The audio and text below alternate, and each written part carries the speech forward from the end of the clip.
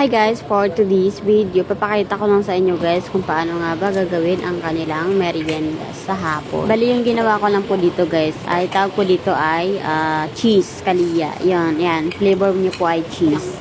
So pinalaman ko lang po siya ng cheese sa ilalim, tapos ayan, binilog-bilog ko lang po. Madali lang po yan gawin guys. So kailangan niyo lang po ng ingredients. Yung ingredients po na hinalo ko dyan, powder, milk powder, kahit anong powder po ay pwede na po.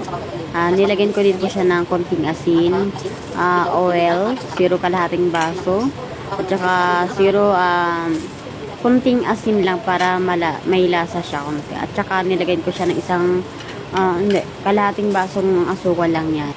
Nilagyan ko na rin siya ng itlog para mas malambot at mas masarap. Ayan, so meron pa akong nilagay dito. Yes, ayan, yung pampaalsa ng